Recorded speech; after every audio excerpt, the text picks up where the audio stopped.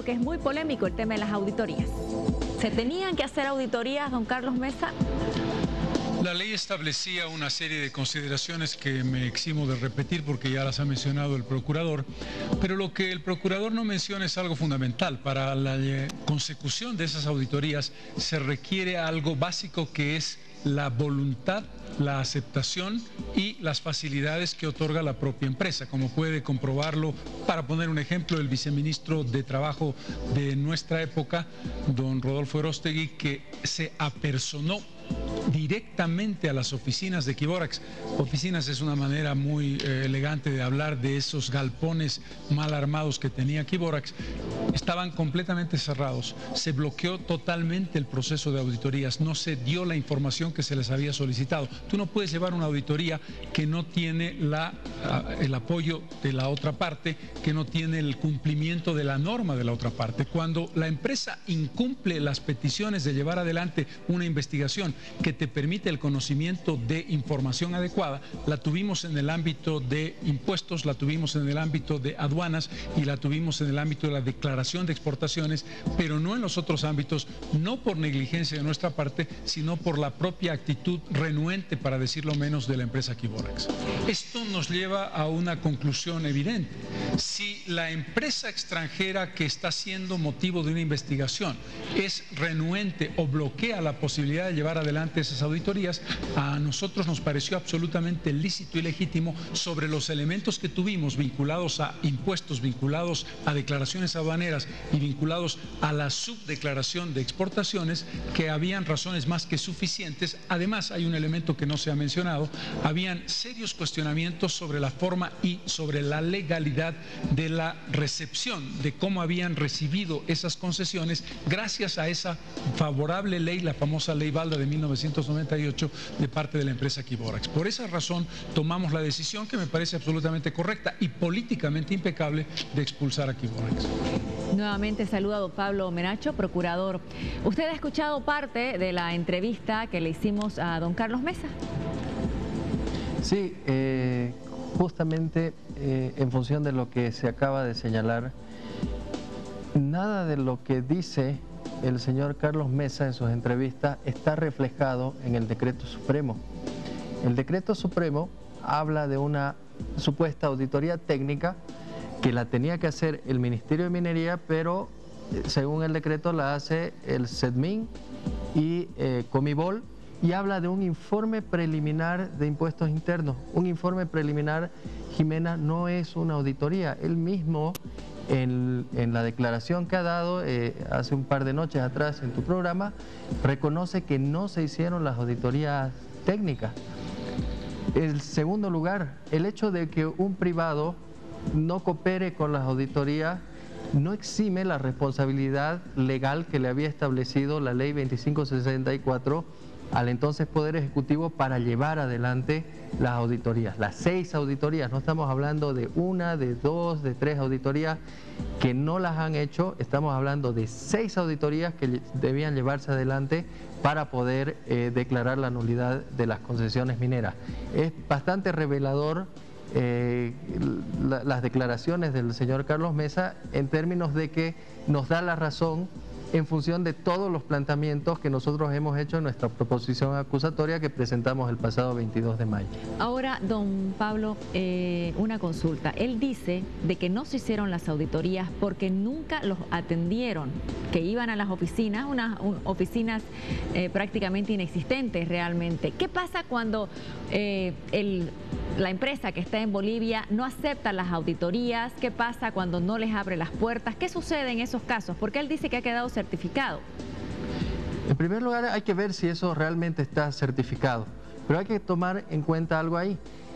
El decreto supremo que regula la elaboración de las auditorías se emite 13 días antes del vencimiento del plazo. Hay que ver si realmente se llevó adelante el proceso de solicitud de información. Desde el punto de vista de lo que nosotros tenemos, eso no pasó. En segundo lugar, él ha dicho de que su ministro de Trabajo ha ido y le ha tocado la puerta a Equiborax en los galpones o a No Metallic Minerals para solicitarle la información.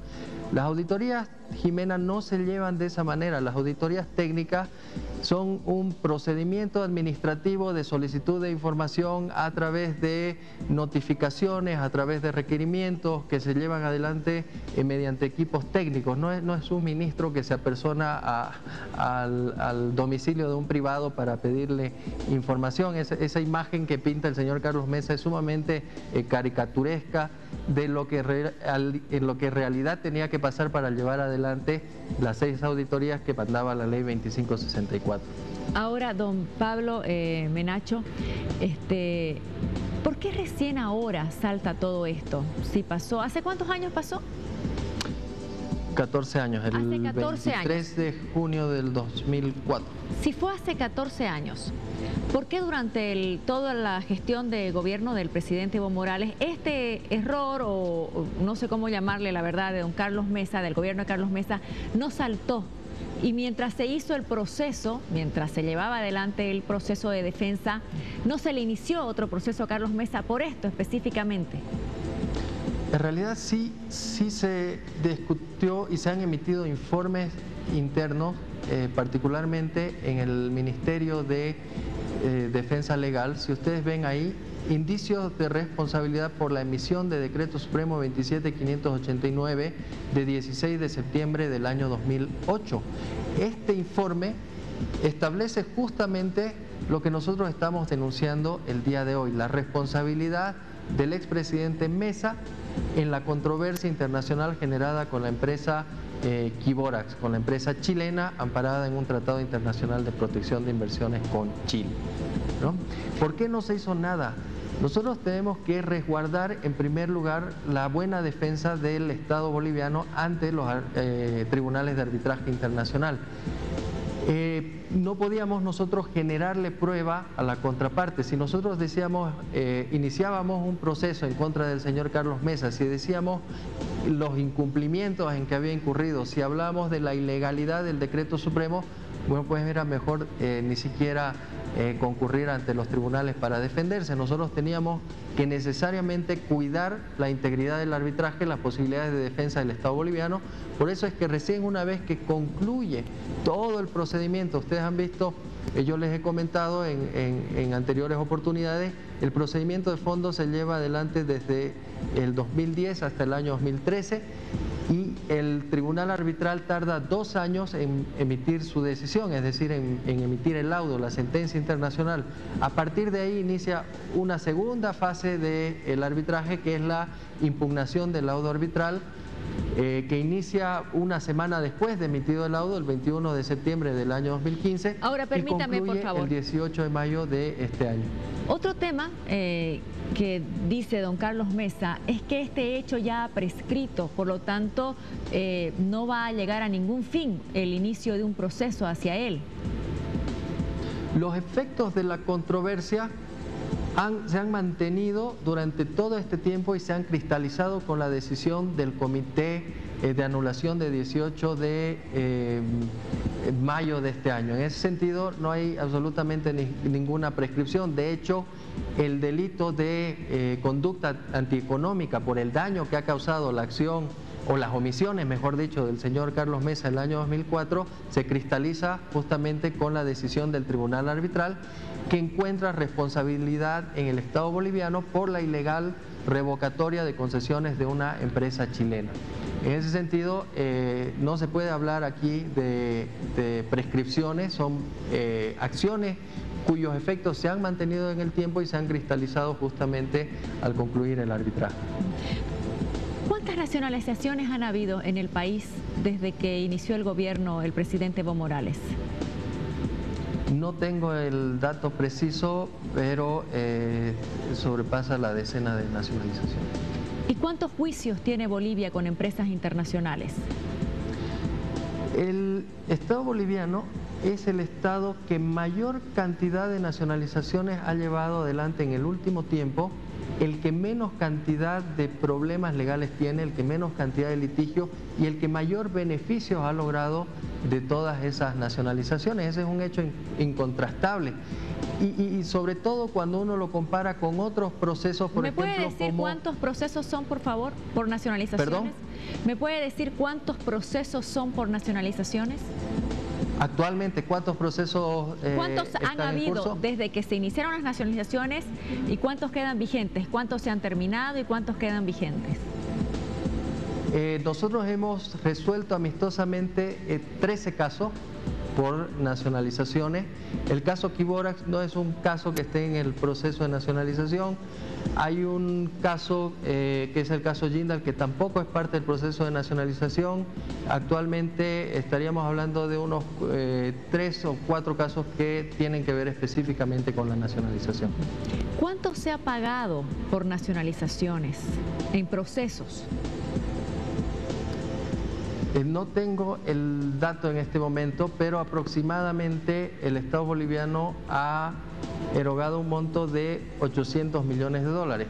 Pero eso hay que compararlo con las pretensiones que han tenido las empresas extranjeras con relación a las nacionalizaciones. Si comparamos esos 800 millones solamente con un caso, el caso Chaco, que era de propiedad de una empresa argentina, Pan American Energy, esa empresa argentina demandó al Estado boliviano ante el CIADI por un monto de 1.496 millones de dólares y al final se terminó pagando una cifra menor al 80% del monto demandado. El trabajo que ha realizado la Procuraduría General del Estado y las instancias de defensa del Estado en los últimos 10 años le han generado al Estado boliviano un ahorro de aproximadamente 2.300, 2.400 millones de dólares, y a eso habría que añadirle los beneficios que ha tenido el Estado boliviano de las ganancias de las empresas nacionalizadas. Estoy viendo uno de los diarios en los cuales se informó, dice procurador, dice que Bolivia ya pagó 800 millones de dólares por 14 demandas de arbitraje. ¿Cuáles son las diferencias que hay en estos pagos que suman 800 millones de dólares por 14 demandas de arbitraje con este de Quiborax? Las diferencias son abismales. ¿Cómo qué, por favor? Los procesos de recuperación de los recursos naturales y de las empresas estratégicas del Estado se han llevado adelante conforme a lo que establece el derecho internacional, particularmente la Carta de Naciones Unidas sobre derechos y deberes económicos de los Estados. La Carta de Naciones Unidas establece que los estados tienen el derecho de recuperar sus recursos naturales, de ser los dueños de sus recursos naturales, de gestionarlos, de administrarlos, siempre y cuando se lo haga de una forma acorde con el derecho internacional, con el debido proceso, con la no discriminación, con el pago de una compensación justa. Esa es la forma en que se ha llevado adelante todo el proceso de nacionalización. ¿Cuál es la diferencia con Quiborax? Que no se hizo nada, no se utilizaron ninguno de los criterios establecidos en el derecho internacional. De hecho, es el propio Tribunal Internacional del CIADI el que establece de que la expropiación fue ilegal, de que se hizo de manera discriminatoria, de que no se respetó el debido proceso y finalmente establece el pago de una compensación económica por la ilegalidad de la medida dictada por el señor Carlos Mesa. Y aquí hay que tomar en cuenta un tema muy importante. El hecho de que la expropiación hubiese sido ilegal hizo que el Tribunal Arbitral utilice el criterio de plena compensación para reparar el daño causado. Permítame, por favor. ¿No? Y eso por solo ejemplo, pasa en expropiaciones ilegales. Permítame, por favor. Por ejemplo, en todos estos casos, como en el juicio de Shell, como en el tema de Entel, que era Telecom de Italia, como por ejemplo los de con la empresa Iberdrola Inversiones de La Paz, con la empresa petrolera Chaco, todas esas, Bolivia sí o sí tenía que pagar, porque Bolivia ha pagado por ellas, ¿no? Durante todo el periodo neoliberal, desde el año 1985 hasta el año 2002, se suscribieron alrededor de 21 tratados bilaterales de protección de inversiones. Todas las empresas extranjeras que trabajaban en Bolivia, que tenían inversiones en Bolivia, intereses en Bolivia, de alguna manera estaban protegidas por estos tratados bilaterales de inversión. Y es muy fácil estar protegido por un tratado bilateral de inversión. Lo que hacen estas empresas, si es una empresa, digamos, canadiense con la que Bolivia no tenía un tratado de protección de inversiones, crean un holding en un país con el que Bolivia sí tenga el tratado bilateral de inversiones. La mayoría de estas empresas que que entraron a Bolivia durante la subasta de nuestros recursos naturales, la entrega de nuestros recursos naturales que hacen los partidos neoliberales, Gonzalo Sánchez de Lozada, Banzer, Paz Zamora, tenían holdings, tenían empresas creadas en paraísos fiscales, por ejemplo en territorios de ultramar de Gran Bretaña, en Bermuda, y Bolivia tenía un tratado de protección de inversiones con Gran Bretaña, por lo tanto muchas de estas se acogían a ese tipo de tratados o al tratado con el Reino de los Países Bajos, las empresas españolas lo propio. Entonces, en todos estos casos, estas empresas han estado amparadas por el derecho internacional, por estos tratados de protección de inversiones a los que nos sometieron los gobiernos entreguistas, neoliberales, que rifaron nuestros recursos Permítame, naturales. quisiera que escuchemos, por favor, más de la entrevista que se le hizo al expresidente Carlos Mesa sobre este tema, cuando él decía que ha habido mala defensa del Estado boliviano. Lo que podríamos preguntarnos es cómo es posible que entre el año 2008 y el año 2018, durante 10 años, se cometieran tantos errores y se hicieran tantas imperfecciones como las que hizo la Procuraduría General del Estado y el Ministerio de Defensa de los Intereses del Estado en el gobierno del presidente Morales. Eso es mucho más grave. Es decir, la palabra revocar y la palabra anular versus aceptar un documento falsificado, un delito flagrante que no puede causar derecho y que fue el punto de partida de la desastrosa defensa que hizo Bolivia de los intereses del país. Lo escuchamos. Hay ahí una mala información, probablemente porque no conocen cómo funciona el sistema de protección de inversiones. Cuando el Estado boliviano acepta el arbitraje que se inicia en octubre del año 2005, lo acepta el año 1994 cuando suscribe el Tratado Bilateral de Protección de Inversiones entre Bolivia y Chile. Es una cláusula abierta de aceptación al arbitraje que todos los estados que son parte de este tipo de tratados la tienen, donde dice: acepto a resolver cualquier tipo de controversia que surja en el futuro ante el CIADI. En ese sentido hay que estar totalmente claros en el hecho de que la aceptación de Bolivia y su inclusión dentro de un procedimiento arbitral CIADI se inicia con ese Tratado Bilateral de Inversiones. El segundo tema es que el señor Mesa se puede preguntar todo lo que quiera cómo fue la defensa, pero no era la defensa del Estado boliviano lo que se discutía en el arbitraje, era la ilegal revocación de concesiones el año 2004 mediante un decreto supremo emitido durante la gestión del señor Mesa. Y aquí está justamente la parte relevante, y esto es lo que establece el tribunal. El tribunal no condena a Bolivia por su defensa, condena al Estado boliviano por la medida expropiatoria. Y aquí dice que la medida no se llevó a cabo de conformidad con la ley. El tribunal no puede sino concluir que la expropiación fue ilícita en ese aspecto. Esa es la discusión de fondo. Seguramente se podrán hacer evaluaciones posteriores de la forma en que se llevó adelante la defensa. Se lo ha hecho en abril del año 2016, después de que sale el laudo, justamente el entonces procurador, el doctor Arce, encarga una evaluación de cómo se llevó adelante la defensa, se emite un informe, pero lo que se discute, el tema de fondo del arbitraje, fue si existió o no una expropiación, si esa expropiación fue o no ilegal, y si fue legal o si fue ilegal, cuánto el Estado boliviano debe resarcir a la empresa demandante conforme a las reglas del derecho internacional. Permítame, por favor. Lamentablemente, todo pasó en el gobierno de Mesa, nos dicen. Independiente de los errores que haya cometido Mesa, la defensa boliviana en el caso Quiborax ha sido pésima. Por lo tanto, hay responsabilidad de los abogados de la Procuraduría. Todo es político, permítame, por favor. Todo es político para que no sea candidato, nos dicen. Este es un mensaje que quieren que le mandemos un saludo a la señora Edith Delgadillo. Al final nos dicen desde Tarija: no sé a quién creerle, nadie tiene la culpa. Otra persona nos dice desde Santa Cruz: el señor Mesa ayudó mucho en la búsqueda de salida marítima. Es feo lo que le hace, es obvio que quieren perjudicarlo. ¿Qué es lo que debería pasar con el señor Carlos Mesa, por favor?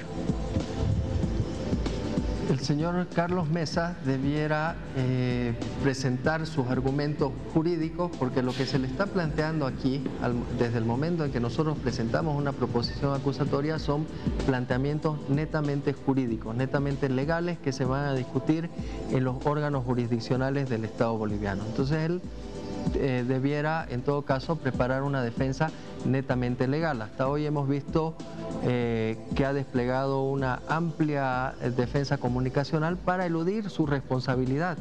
Y esa responsabilidad no se la puede eludir, los hechos están ahí. El incumplimiento de las auditorías es innegable, él mismo lo ha reconocido. La emisión del decreto supremo 27589 de manera ilegal, sin ningún sustento jurídico, también está ahí. Los hechos son sumamente evidentes como para ignorarlo. Permítame, ¿qué hay de este hecho, del tema de que se informó que la Subprocuraduría y abogados y funcionarios chilenos de Quiborax negociaron y redactaron un desistimiento de Bolivia y la Fiscalía Boliviana? Eso está también en lo que dijo don Carlos Mesa e incluso en las enumeraciones que hace. El año 2016, justo después de que se emite el laudo arbitral de septiembre del año 2015, el laudo arbitral es una sentencia internacional donde ya establecía estos aspectos, ¿no? Es el laudo que condena a Bolivia, que establece la ilegalidad y que establece un pago. Se retoman las negociaciones con la empresa chilena y se intenta llegar a una negociación amistosa a objeto de pagar un monto menor de lo que en ese momento estaba establecido en el laudo. Hasta ese momento, el año 2016, la compensación establecida por el laudo era de 48.6 millones de dólares y con los intereses llegaba a un monto de aproximadamente 54 millones de dólares. Se llevaron adelante las conversaciones para intentar resolver la controversia. Y en la oficina de la Procuraduría, las controversias internacionales... Permítame, por favor. Permítame. ¿Perdón? ¿Todo fue en la oficina de la Procuraduría? Fueron en las instalaciones de la Procuraduría, en el despacho de la entonces subprocuradora Carmiña Llorente.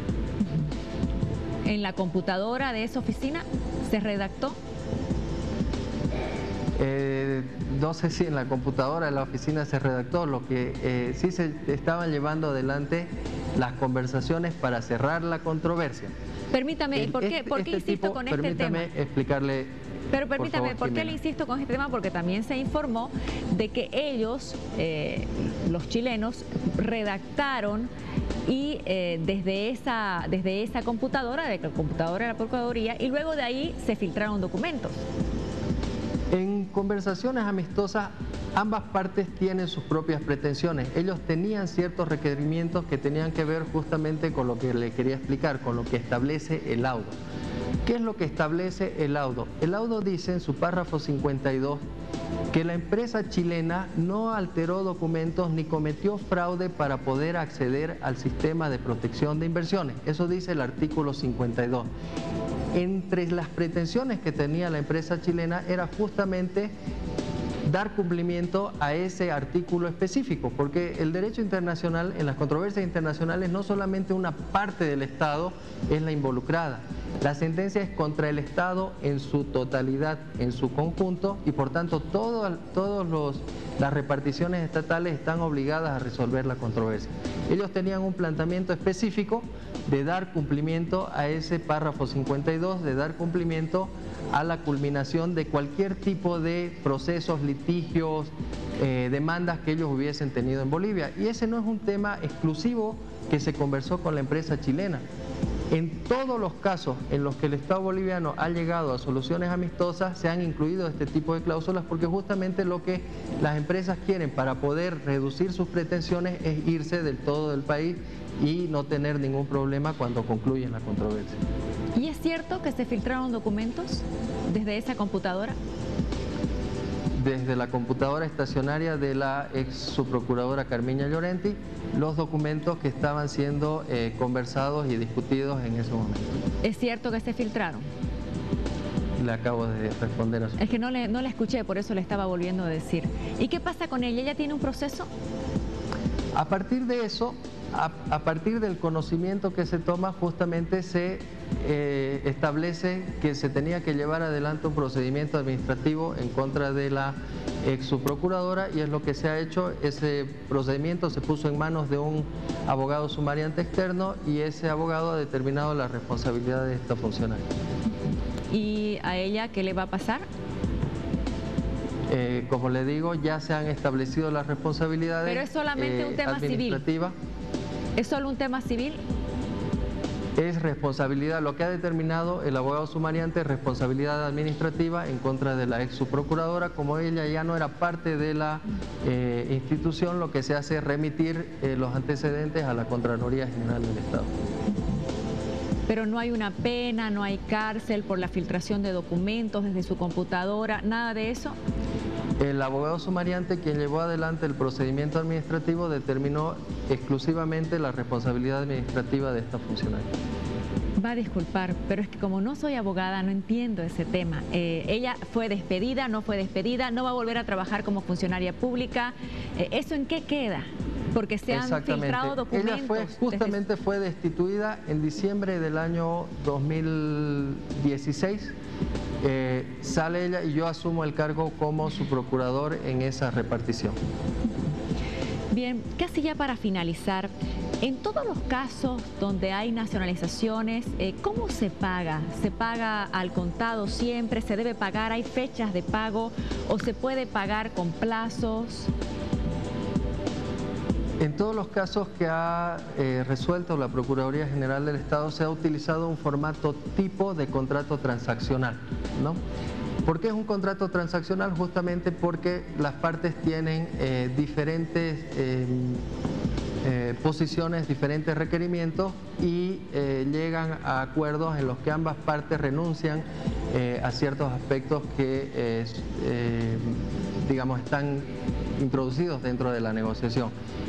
En ese sentido, lo que se hace es, se negocia juntamente, no es la Procuraduría la que negocia sola, se negocia siempre con el Ministerio del Ramo. Por ejemplo, en materia de aeropuertos se negocia con el Ministerio de Obras Públicas, en materia de hidrocarburos con el Ministerio de Hidrocarburos, etcétera, y se llegan a montos que están mucho más bajos de lo que podrían ser en este tipo de tribunales internacionales de protección de inversiones, ¿no? Entonces, lo que por lo general las empresas cuando son nacionalizadas quieren que se les restituya lo que ellos han invertido en el territorio boliviano y que una vez que salgan no tengan ningún tipo de problemas en Bolivia.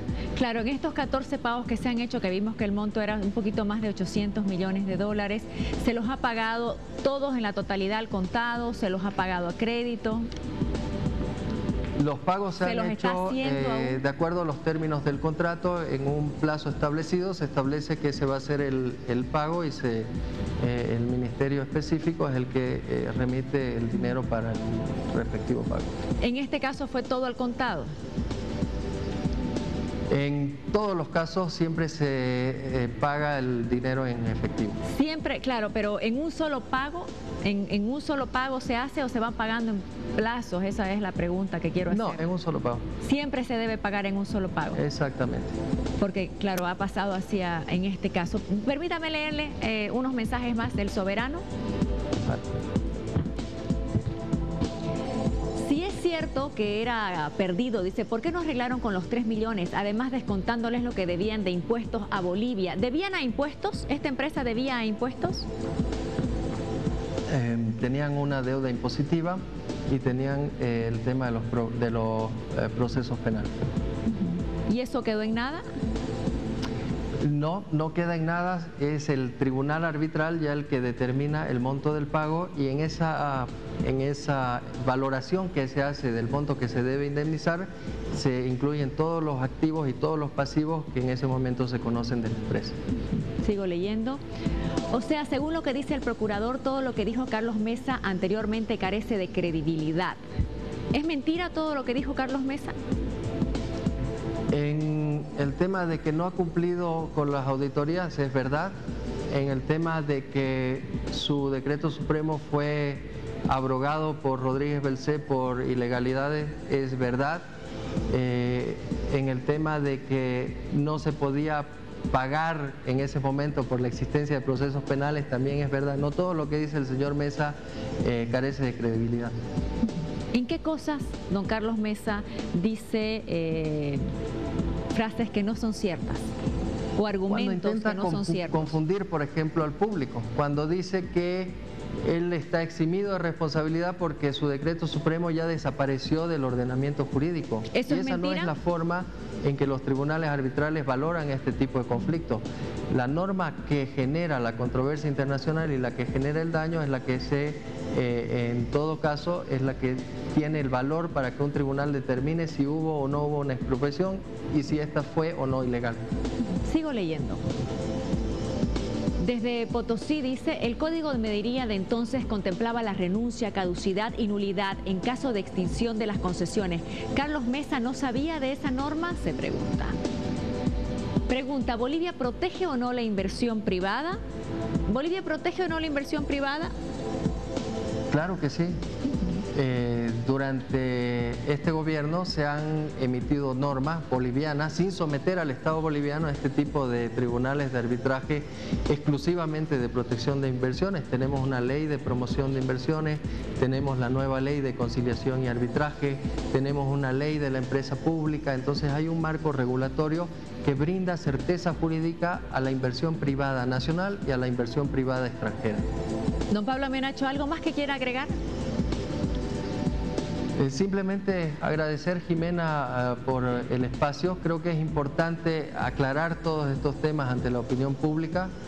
Nosotros hemos hecho un trabajo largo desde principios desde el inicio de la gestión del presidente Morales.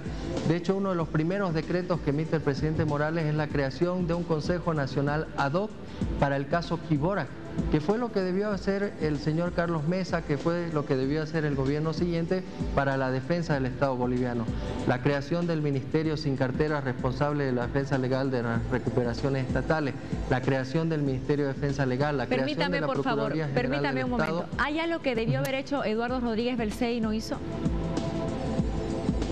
En el tiempo que estuvo fue bastante corto.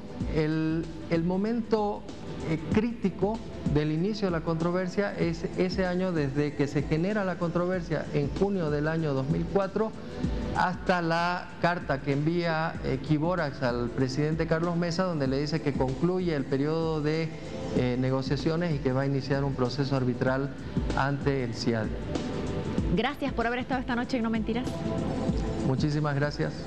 Gracias. Yesenia, ¿qué tenemos? Yo tengo un consejo muy importante para tu futuro.